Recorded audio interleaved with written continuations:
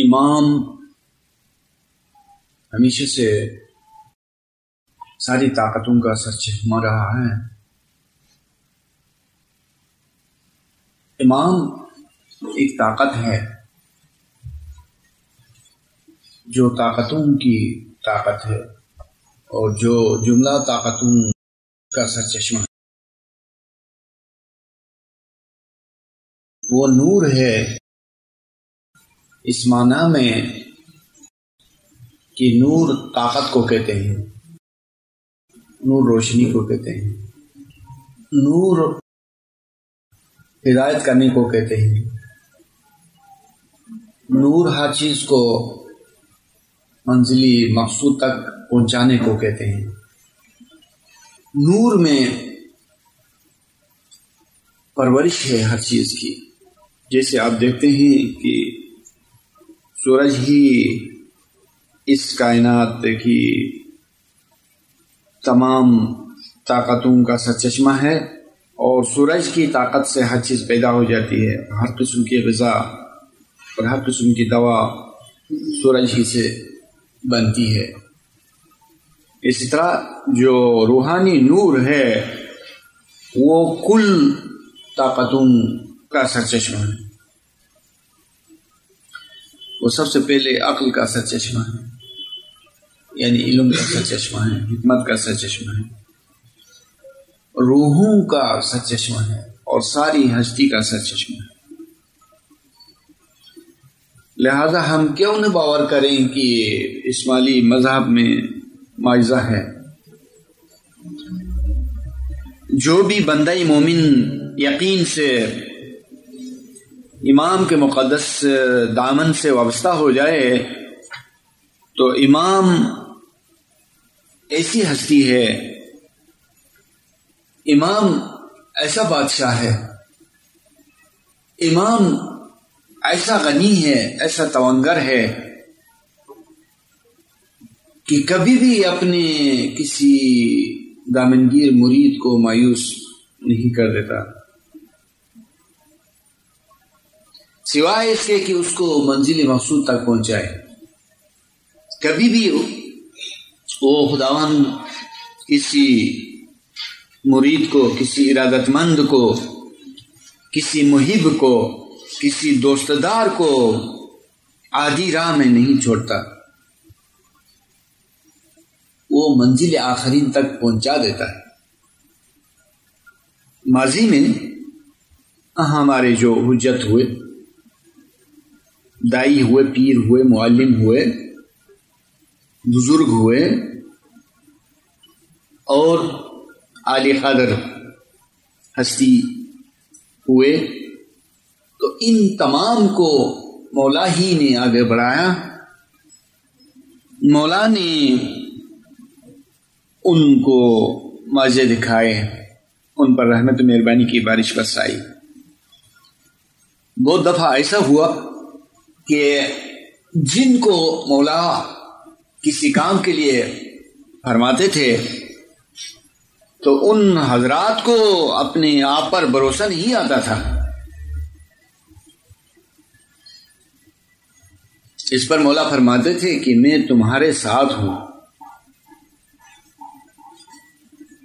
میں تمہاری زبان کا کام کروں گا، میں تمہاری عقل بن جاؤں گا، تمہاری بصیرت والی آنکھ، تمہارا دل و دماغ۔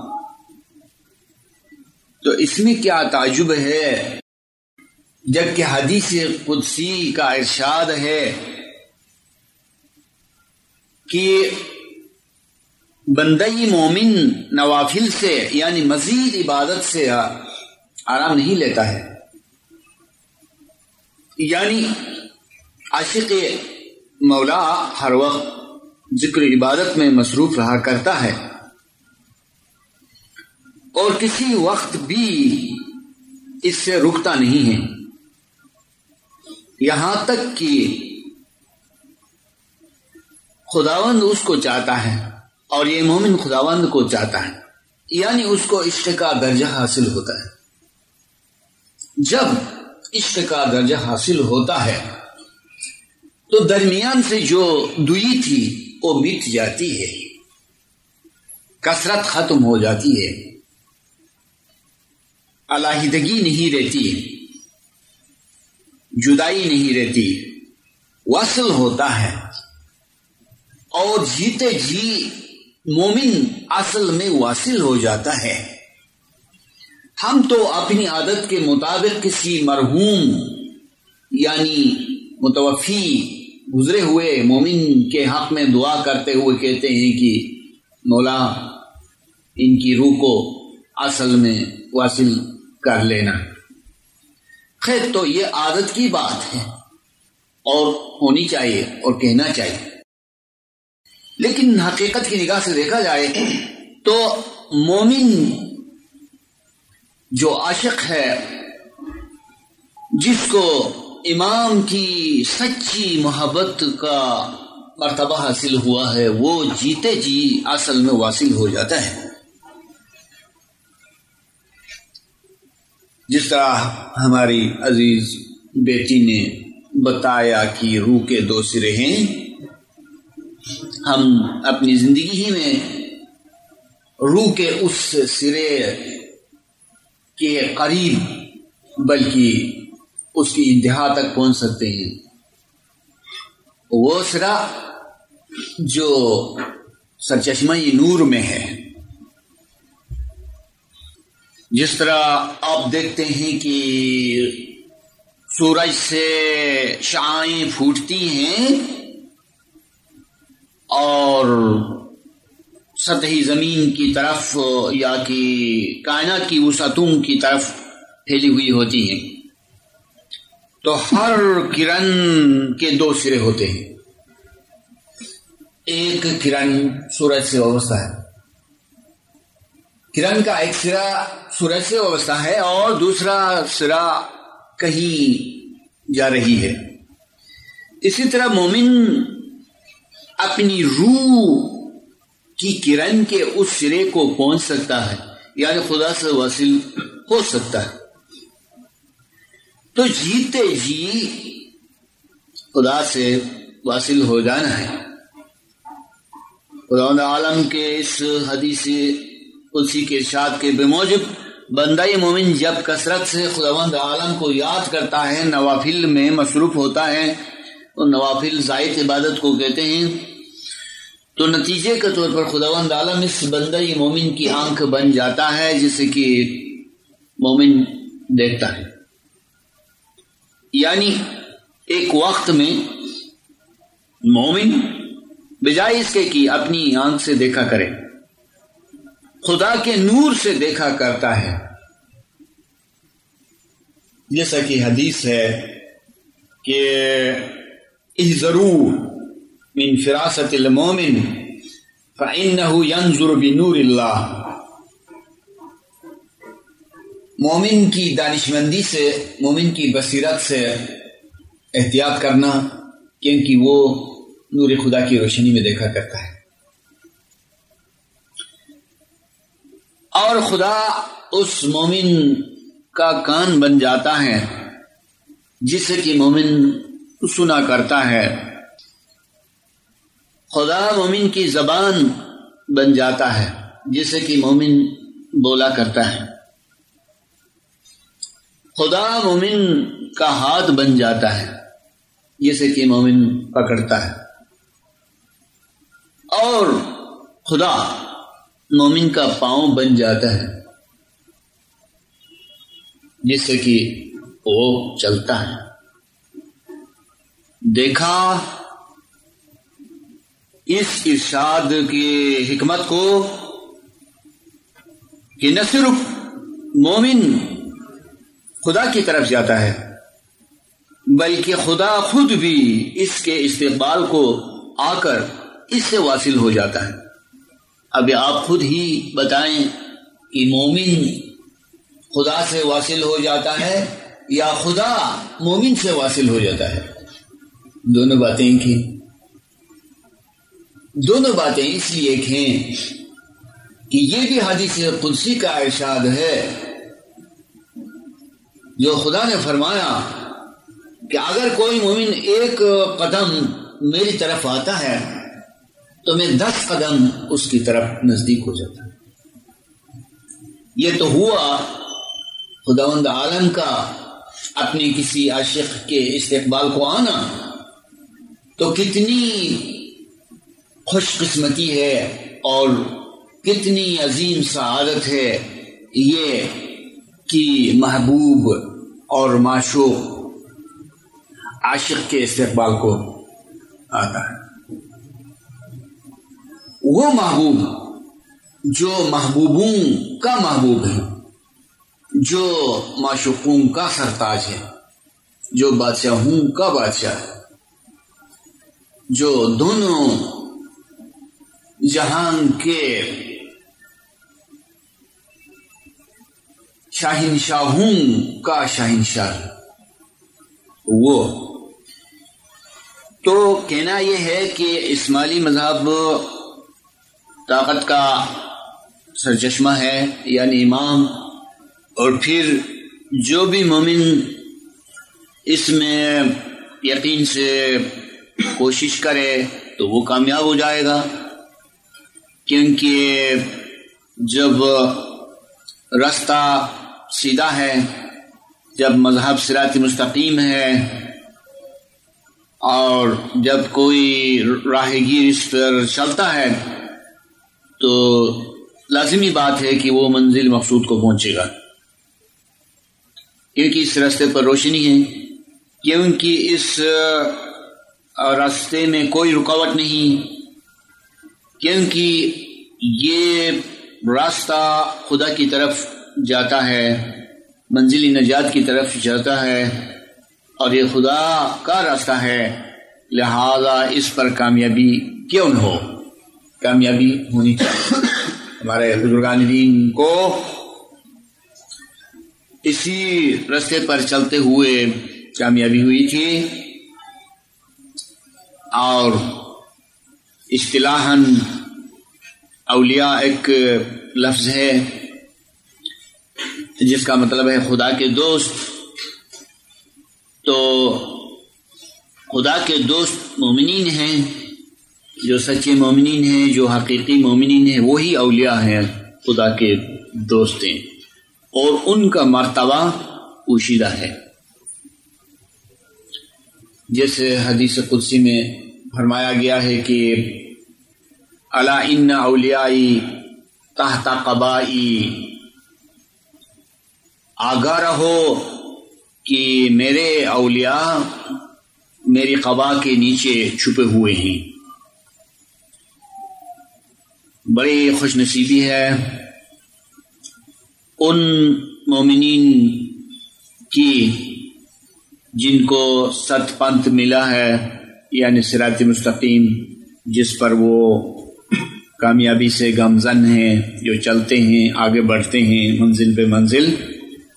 تو زندگی کا مقصد اعلیٰ یہی ہے، ہم دنیا میں اس لیے آئے ہیں کہ اس راستے پر چلیں اور منزل مقصود کو پائیں، جہاں خداوند کی رضا ہے، یعنی خوشنودی جو سب سے بڑی چیز ہے، اور ہماری نیت اگر خداوند کی خوشنودی ہو تو ہم ثواب میں بہت ہی کامیاب رہیں گے، کیونکہ حدیث ہے کہ انما الاعمال بالنیات، اعمال کا دار و مدار نیتوں پر ہے۔ اگر ہماری نیتیں مولا کی رضا ہے، مولا کی خوشنودی ہے، تو اس میں ہم کو زیادہ سے زیادہ ثواب ملے گا، اور ہمارے اعمال پرمغز ہوں گے۔ لہذا ہمیں جو کچھ بھی کرنا ہے اس میں رضائی مولا کو اہمیت دینی ہے، رضائی مولا کو پیش نظر رکھنی ہے، یعنی ہم جو بھی نیک کام کریں، خواہ علم کا ہو، عبادت کا ہو، خدمت کا ہو، کوئی بھی کام ہو، اس میں ہمارے سامنے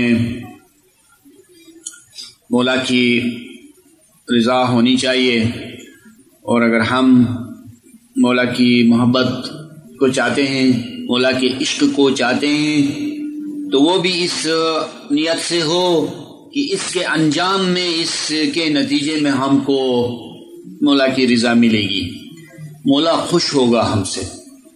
عام لفظ یہ کہ مولا ہم سے خوش ہو، اس لیے ہم یہ کام کرتے ہیں۔ قرآن کریم میں خداوند عالم نے جنت کا تذکرہ فرماتے ہوئے ارشاد فرمایا ہے کہ وَرِضْوَانُ اللَّهِ اکبر، گو کی جنت ایک اونچا مقام ہے جس میں ہر قسم کی راحت و نعمت مہیا ہے، لیکن جنت سے بھی بڑھ کر رضوان اللہ ہے، خدا کی خوشنودی۔ کچھ روایت کے مطابق رضوان ایک بہت بڑے فرشتے کا نام بھی ہے، اور اس کا مطلب ہے کہ جنتوں کا مالی، گارڈنر، باغبان، رضوان کا مطلب۔ اور تعویل کی نگاہ سے دیکھا جائے تو خداوند کی خوشنودی ہی وہی چیز ہے جو جنت کے باغات کو اگاتا ہے۔ تو مطلب یہ ہے کہ مولا کی رضا، مولا کی خوشنودی بہت بڑی چیز ہے، اور کہنا چاہے کہ آخری چیز ہے جو جنت سے بھی عالی ہے۔ اس لیے ہمارے عزیزوں کو اپنے علم میں اضافہ کرنے کے سلسلے میں اس بات کو ذہن نشین کر لینا چاہیے کہ رضائے مولا ازہم اولا، مولا کی رضا جو ہے ہر چیز سے بالاتر ہے، ہر چیز سے افضل ہے، ہر چیز سے عزیز ہے، اور اس کو نہیں بھولنا چاہیے۔ تو ہم عبادت کرنا چاہتے ہیں، علم حاصل کرنا چاہتے ہیں، اور مولا سے ملنا چاہتے ہیں، دیدار چاہتے ہیں، وحدت چاہتے ہیں، عشق چاہتے ہیں، فنا چاہتے ہیں، عروج کی بلندی چاہتے ہیں۔ یہ سب چیزیں مولا کی رضا کے تحت ہیں۔ مولا چاہتا ہے اس لیے ہم چاہتے ہیں۔ مولا اگر ان میں سے کسی بات کو نہیں چاہتے تو ہمارا حق نہیں تھا کہ ہم ایک ایسی چیز کو چاہیں جسے مولا نہیں چاہتا۔ مولا چاہتا ہے اس لیے ہم چاہتے ہیں۔ مولا کی چاہت ایک گارنٹی ہے، ایک ضمانت ہے، ایک اجازت ہے جس کے تحت ہم اچھی چیزیں ایک ایک کر کے چاہتے ہیں۔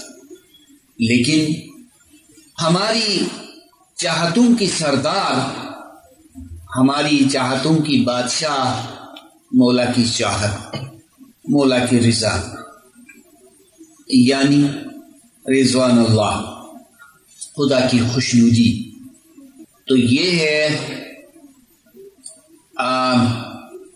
آج جتنی علم کی باتیں آپ نے سنی ہیں ان میں سے ایک یہ بھی ہے کہ خداوند کی خوشنودی بہت بڑی چیز ہے اور بہت اعلی قدر چیز ہے۔ تو رضا کے لغوی معنی جو ہے خوشنودی ہے، یعنی خوشی ہے کہ خداوند کی خوشی کس بات میں ہے، یعنی خداوند کی خوشی تو تمام نیک کاموں کے لیے ہے اور نیک باتوں کے لیے ہے، لیکن اس کی رضا کی انتہا ایک اعلیٰ درجے میں ہو سکتی ہے، جسے قرآن میں ارشاد ہے کہ یا ایتھا النفس المطمئنہ ترجعی الی ربک راضیۃ مرضیہ فادخلی فی عبادی وادخلی فی جنہ۔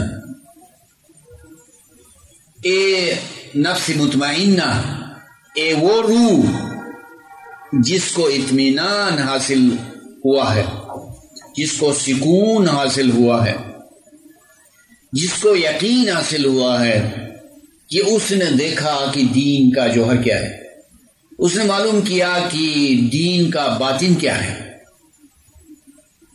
اس نے مشاہدہ کیا کہ دیدار حقیقی کیا ہے، دیدار روحانی کیا ہے۔ ان تمام معنوں میں جب نفس کو یعنی روح کو سکون حاصل ہوا، اطمینان حاصل ہوا، تو تب خداوند فرماتا ہے کہ اے نفس مطمئنہ آپ رجوع کر راضیہ مرضیہ، خوشی سے اور خدا کی خوشنودی سے، یعنی خدا بھی تجھ سے خوش ہے اور تو بھی خدا سے خوش ہے، تو یہ خدا کی رضامندی کا ایک اشارہ ہے۔ فرماتا ہے کہ آپ میرے بندوں میں داخل ہو جائیں۔ شاید اس دنیا میں بھی اور عالم روحانیت میں بھی اللہ کے ایسے بہت سے بندے ہیں جن سے اللہ راضی ہے اور وہ اللہ سے راضی ہیں، ان میں شامل و داخل ہونے کے لیے کسی روح سے کہا جاتا ہے تو وہ خوش نصیب روح ان بندوں میں داخل ہو جاتی ہے اور وہیں پر اس کو جنت میں اثر آتی ہے، انہی بندوں کے پاس اور اسی مقام پر، یا یوں کہنا چاہیے کہ وہ بندے جنت میں ہیں تو یہ روح ان کے ساتھ جنت میں داخل ہو جاتی ہے۔ بات رضا کے بارے میں تھی، تو اللہ کی رضا ایک عظیم فلسفہ ہے اور ایک عالیشان نظریہ ہے کہ اس سے بڑھ کر کوئی چیز نہیں ہے۔ یہ عشق کی بات ہے، محبت کی بات ہے، علم کی بات ہے، روحانیت کی بات ہے اور خدا کی رضا کی بات ہے۔ ایک کامیاب مومن انہی چیزوں کو اپنا موضوع ٹھہراتا ہے اور ان حقائق کو جاننے کے لیے کوشش کرتا ہے۔ اور دنیا والے یا کہ علی ظاہر کیا کرتے ہیں، ان کے پاس چھوٹے چھوٹے موضوعات ہوتے ہیں، جیسے حضرت مولانا سلطان محمد شاہ صلوات اللہ علیہ اپنے مقدس فرامین میں سے ایک فرمان میں عمر خیام کے بارے میں ارشاد فرماتا ہے کہ عمر خیام کیا تھا، وہ شروع میں چھوٹی چھوٹی باتیں کرتا تھا، جیسے ہاتھ کس طرح دھونا چاہیے، منہ کس طرح دھونا چاہیے، وضو کس طرح کرنا چاہیے، لیکن جب اس کا واسطہ ناصر خسرو سے پڑا تو ناصر خسرو نے اس کو دین کی حقیقت سے آشنا کیا۔ میرا مقصد یہ ریفرنس دینا ہے کہ امام کی نگاہ میں یہ دنیا کی چھوٹی چھوٹی چیزیں ہیں جو علی ظاہر جن چیزوں کو اہمیت دیتے ہیں وہ امام کی نظر میں بہت معمولی چیزیں ہیں، لیکن مومن کے جو موضوعات ہیں وہ اونچے اونچے حقائق ہیں، وہ بلند درجے کی چیزیں ہیں۔ تو مومن کا نصب العین جو ہوتا ہے وہ بہت عالی ہوتا ہے، وہ بہت بلند ہوتا ہے۔ نصب العین سے مراد یہ طے کرنا کہ ہم نے کس بلندی تک پرواز کرنی ہے، ہماری اڑان کہاں تک ہو سکتی ہے، تو ہم تہیہ کرتے ہیں، مقرر کرتے ہیں، اور ہماری نگاہوں کے سامنے کوئی نشان ہوتا ہے کہ اس تک ہم نے جانا ہے۔ اس کو نصب العین کہتے ہیں. نصب یعنی گاڑنے کو کہتے ہیں.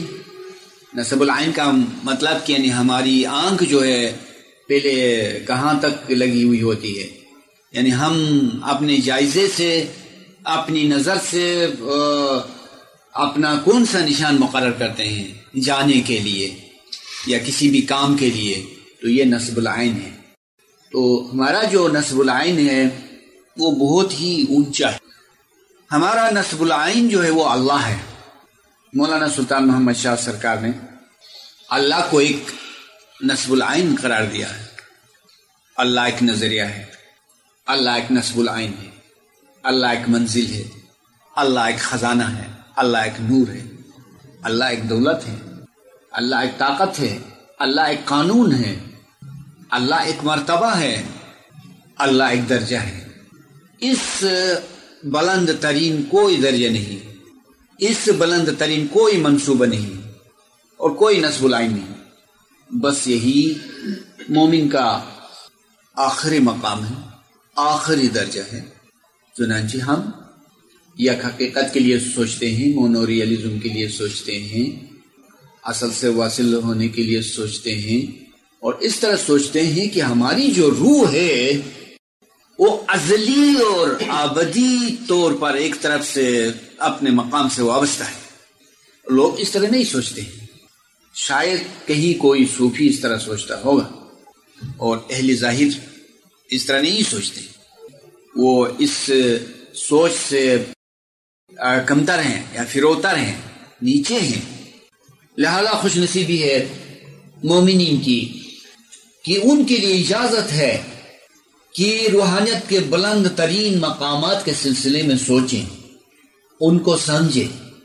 کیا شان ہے امام کی کہ امام نے سوچنے کی جتنی بندشیں تھیں ان کو اٹھا لیا. یعنی حضرت مولانا امام سلطان محمد شاہ صلوات اللہ علیہ نے دارالسلام مشن کانفرنس میں جو شاندار فرامین فرمائے ان کو آپ پڑھیں تو مزہ آئے گا. انہوں نے عبادت کی تشبیہ غلامی سے دی اور پھر کس طرح مومن روحانی آزادی حاصل کر سکتا ہے اس کا ذکر کیا. تو وحدت کا جو سب سے بڑا راز تھا اس کو کھول دیا. یہی نہیں، اس کے علاوہ بھی بہت سے بید بتا دیے. اور کیا یہ کوئی کم بید ہیں؟ جو کچھ بزرگوں کا تذکرہ فرماتے ہوئے فرمایا کہ وہ اپنی روح کے عاشق تھے. امام ہی نے مونوریلزم کا تصور دیا، نہیں تو دنیا میں ایسا تصور کہاں ہے؟ اور اس تصور کا بانی کون ہے اور اس کو پیش کرنے والا کون ہے؟ کوئی نہیں سوائے امام کے. اور جو اس کے اہل ہیں، جو اس کے حقدار ہیں، جو اس کے قابل ہیں، وہ اس کو قبولیں گے.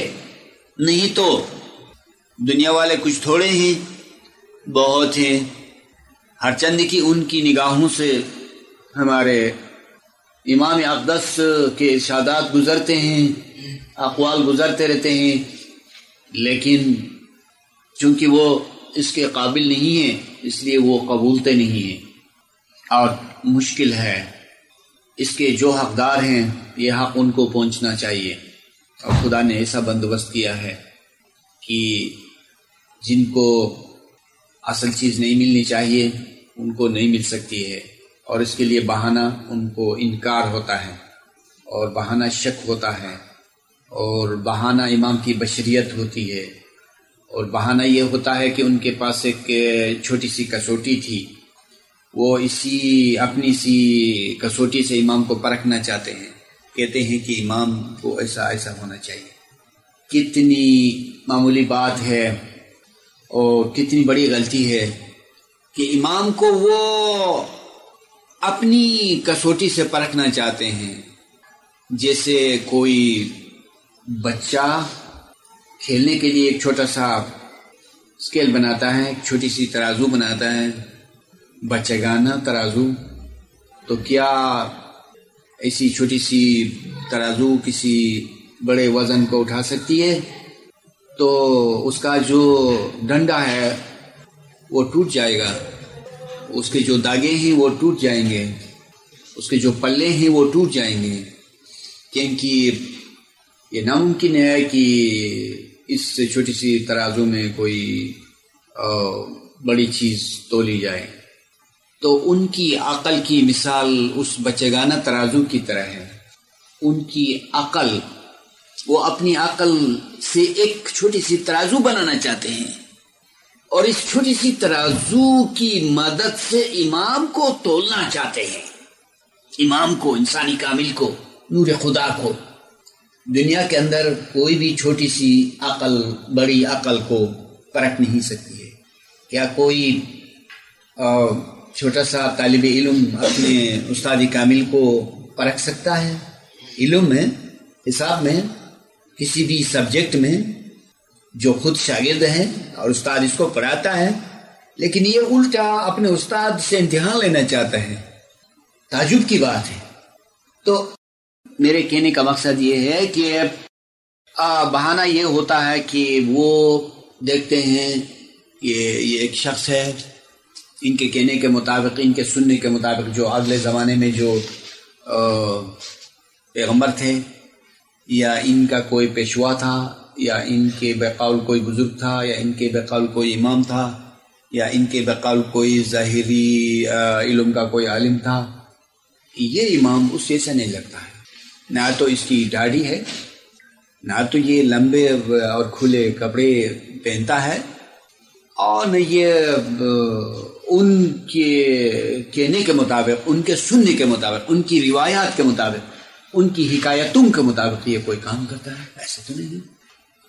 اور نہ ایسا ہے کہ انہوں نے جو کچھ سنا تھا کہ یعنی کوئی امام ہو اور کوئی پیغمبر ہو تو اس سے روشنی کی کرنیں پھوٹتی ہیں اور اس کا سایہ نہیں پڑتا ہے، وغیرہ وغیرہ۔ تو ان کے لیے سزا یہ ہوئی کہ انہوں نے امام کے دامن سے ہاتھ کو چھوڑا، تو پھر یہ غلط باتوں کے پیچھے پڑ گئے، ان کو حق بات نہیں ملی، اور اس کے سزا کے طور پر وہ ہمیشہ کے لیے امام سے معروم ہو گئے، امام سے الگ ہو گئے۔ یہ ہے چند باتیں جو اتفاقاً کہنے میں آئی۔ تو جس قدر بھی ہو سکیں آپ خود کو، اپنے دل و دماغ کو علم کی دولت سے مالا مال کریں، اور عبادت کو اہمیت دیں، ذکر کو، تقوی کو، اور سب سے بڑھ کر مولا کی محبت اور عشق کو۔ عشق کا یہ فائدہ ہوگا کہ بہت سی مشکلات عشق سے آسان ہو جائیں گی۔ تو حافظ کہتا ہے اپنے دیوان کے شروع میں، الا یا ایھا الساقی آدر کاسا و ناولھا، کہ عشق آسان نمود اول ولی افتاد مشکل ہا۔ اے ساقی، جام شراب کو گردش میں لا اور ہمیں بھی ایک شراب کی باری دو، اس لیے کہ ازل میں ہم نے عشق کو جو پسند کیا تو یہ آسان لگا تھا، لیکن اب جو میں دیکھتا ہوں اس میں بہت سی مشکلات سامنے ہیں، لہذا شرابی محبت کا ایک جام تو دے دو تاکہ جو ازل میں عہد و پیمان ہوا تھا اس کو عمل میں لایا جائے۔ یعنی کہتا ہے کہ عشق کی جو کمی ہے اس کے لیے یہ علاج ہے کہ عشق ہو، عشق کا کوئی وسیلہ ہو تاکہ وہ کمی پوری ہو جائے اور ہم نے جو عہد و پیمان کیا تھا اس کو نبھایا جائے۔ تو عشق سے کیا ہوتا ہے؟ عشق سے سب مشکلات آسان ہو جاتی ہیں، ذکر کی مشکلات، عبادت کی مشکلات، صبح خیزی کی مشکلات، وسوسوں کو دور کرنے کی مشکلات، اور بوریت کو دور کرنے کی مشکلات، علم سے خود کو وابستہ کرنے سے متعلق جو سستی ہے یا جو کاہلی ہے یا جو دوسرے بہانے ہیں ان کو دور کرنے کے لیے دوا بس یہی ایک عشق ہے، اور جو عشق ہوگا تو پھر مجال ہے کہ نہ اٹھا جائے، اور پھر محال ہے کہ عبادت میں دل نہ لگے، اور پھر محال ہے کہ روشنی نہ ملے۔ عشق ہو تو سب کچھ آسان ہو جائے گا، اور پھر عبادت پر لذت ہوگی، ذکر لذیذ ہوگا، علم کی طرف توجہ جائے گی، اور نیکی کے سوا اور کوئی بات اچھی نہیں لگی۔ یہ سب عشق کی برکت سے ہے، عشق میں بہت ہی برکت ہے۔ اس لیے امام نے فرمایا کہ دین کی ساری خوبیاں جو ہیں وہ اہل بیت کی محبت میں ہیں، اور حضرت مولانا امام جعفر صادق علیہ السلام نے ارشاد فرمایا کہ حل الدین الا الحب، دین محبت کے سوا اور کیا ہے؟ محبت ہی تو ہے، اور دین کی ہر چیز کا مغز محبت، دین کی ہر چیز کو محبت نے گھیر لیا۔ اس مراد زمانے کے امام کی محبت ہے، زمانے کے امام کی محبت ہو تو سب اماموں کی محبت اور پنجتن کی محبت ہو سکے، خدا کی محبت ہو سکے۔ زمانے کے امام کی محبت نہ ہو تو پھر کوئی محبت کام نہیں آتی ہے، چاہے ہم خدا کی محبت کہیں، پنجتن کی محبت کہیں، جو بھی نام دیں اس کو، تو وہ بیکار ہے۔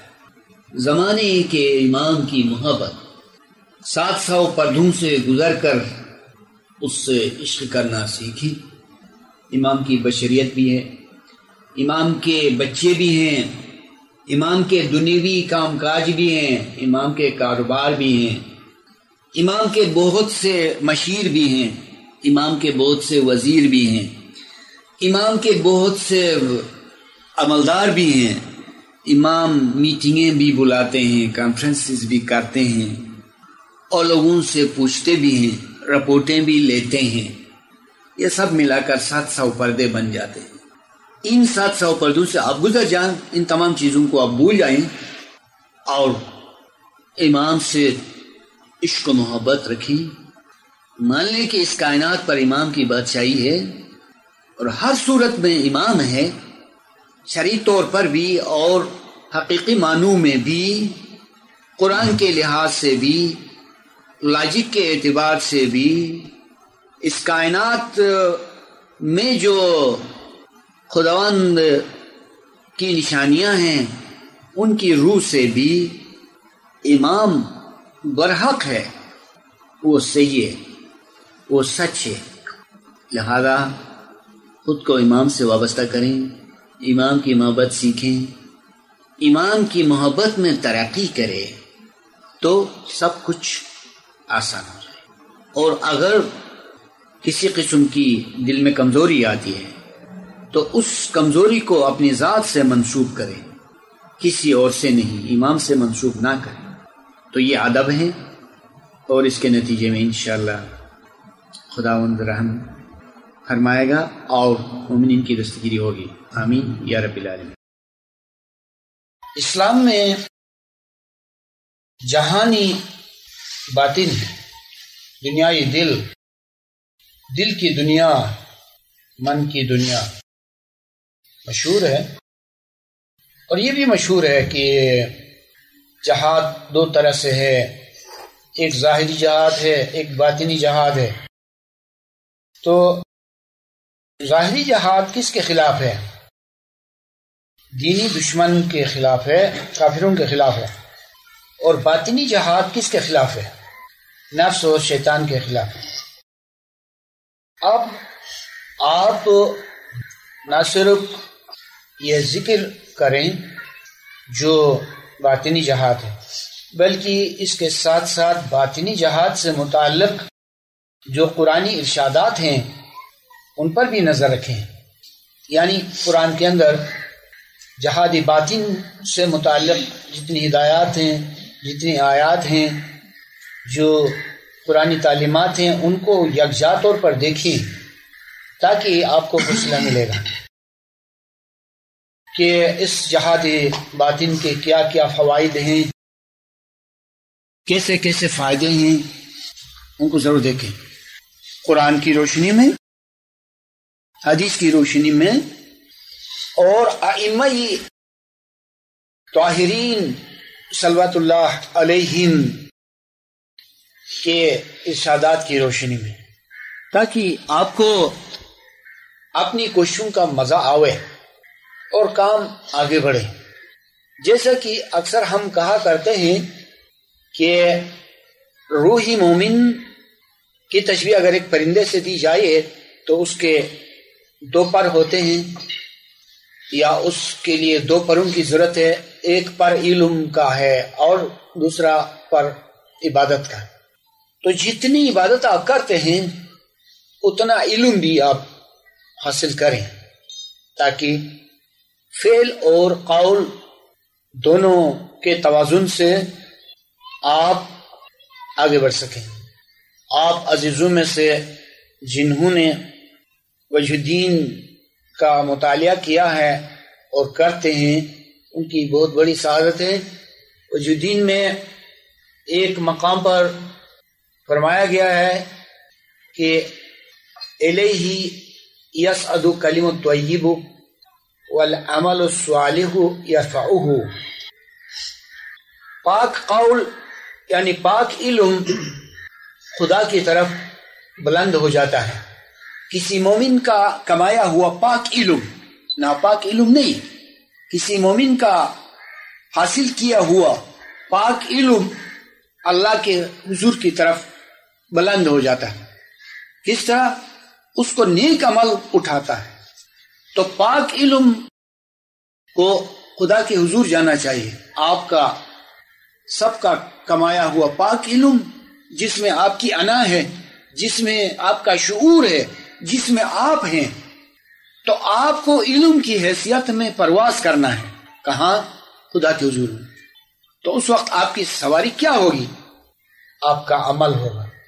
والعمل الصالح یرفعہ، اس اڑان کا سبب یوں ہوتا ہے کہ پاک عمل جو ہے پاک علم کو اٹھاتا ہے۔ تو مومن علم اور عمل کی حیثیت سے خدا کے حضور میں جاتا ہے۔ مومن کا بدن، جسم اور ظاہری حیثیت خدا کے حضور میں نہیں پہنچ سکتی۔ مومن جو عالم بالا میں جاتا ہے وہ لطیف اور پاک و پاکیزہ علم کی شکل میں جا سکتا ہے، اور اس کے ساتھ اس کا عمل جاتا ہے۔ عمل گویا کہ اس کے لیے ایک جہاز کی حیثیت سے، علم اس جہاز سے کا سوار ہے۔ تو اس کے لیے علم اور عمل دونوں کی ضرورت ہے، پاک علم اور پاک عمل۔ اس پاکیزگی سے کیا مراد ہے؟